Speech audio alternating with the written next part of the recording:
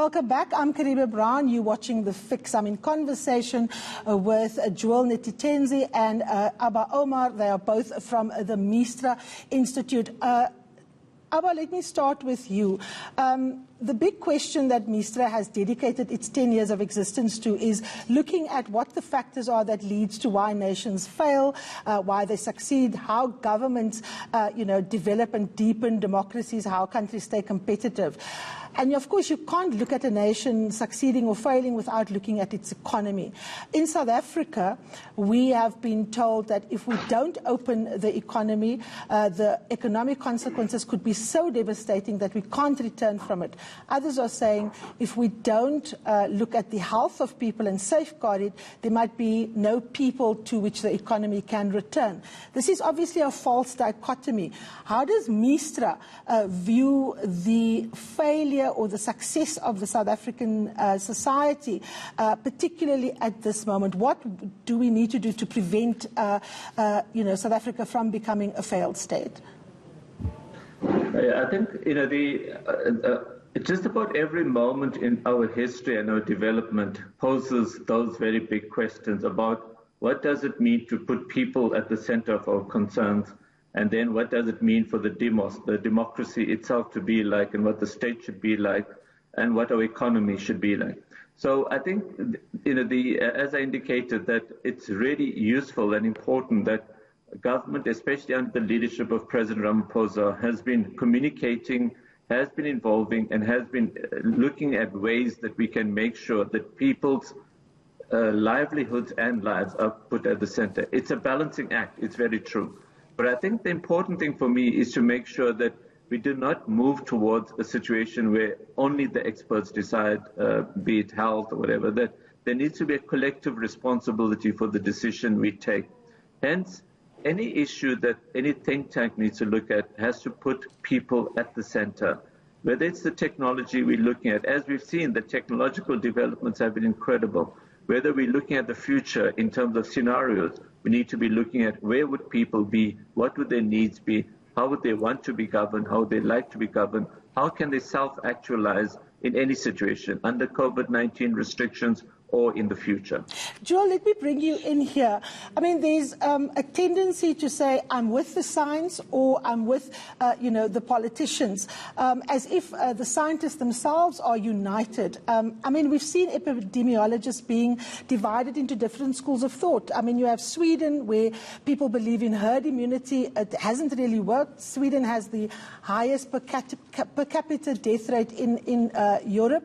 Then you have those that say, let's lock down hard and give the health systems time and open up as we have done in South Africa in a phased way. And then of course there's the Chinese kind of hard lockdown, isolate an entire province like Hubei, test millions of people, quarantine them, and of course that only works in very closed societies.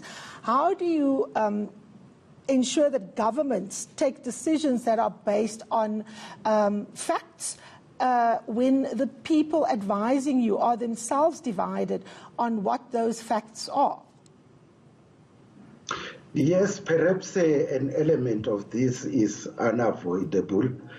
As we're saying, it's a black swan event. It's novel. We've never experienced it before.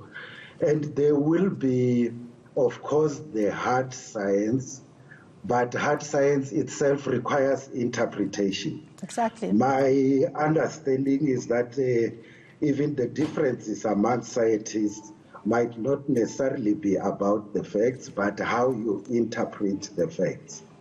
Then there is the other dynamic, and this is about economics, the political economy, as well as politics. So you could argue that in approaching this issue, you need a transdisciplinary approach, where all these various sciences need to interact.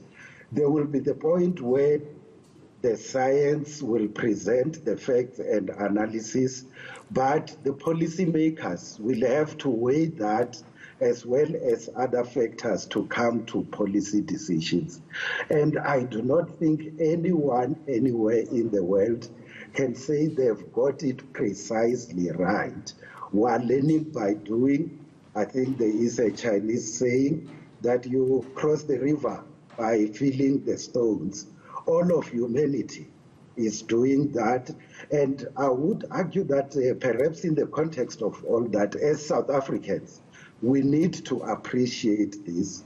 We will, of course, become impatient because of the lockdown. All of us would want to move out. But let's make sure that as we do so, all of us contribute to the ideas, but also ensure that we observe the regulations that come from our leadership, which is trying to consult as much as possible. Now, of course, it's easy to argue that we must be united because we are all driven by the well-being of citizens. But the truth is that societies are about vested interests, and politics is about sets of interests. And of course, the economy is where those interests play out in a very sharp manner. So you have, for example, people that are looking at reimagining economic models. The world is in the throes of that as well. I mean, we've seen countries that have been, market economies and quite, vociferous about that. Institute measures that one would associate with very commandist planned economies such as China and so on. And this has brought up the question of whether we are on the cusp of having to reimagine the market economy as we understand it. Aber if you look at capitalism globally, is it in a crisis, and does COVID-19 get us to a point where we can be talking about the end of capitalism? Is another world possible? I think, sometimes we also need to look at where we were just before COVID-19, and already you had vast parts of captains of industry, leaders of business, that were looking at what is the kind of capitalism that we need for the future. There was a realization that, keeping the firm eye on the bottom line had just not helped. We were creating more and more unequal societies and so forth. So I think we need to take that debate into the COVID-19 debates and beyond. We need to ask ourselves, what is the kind of economy that we want?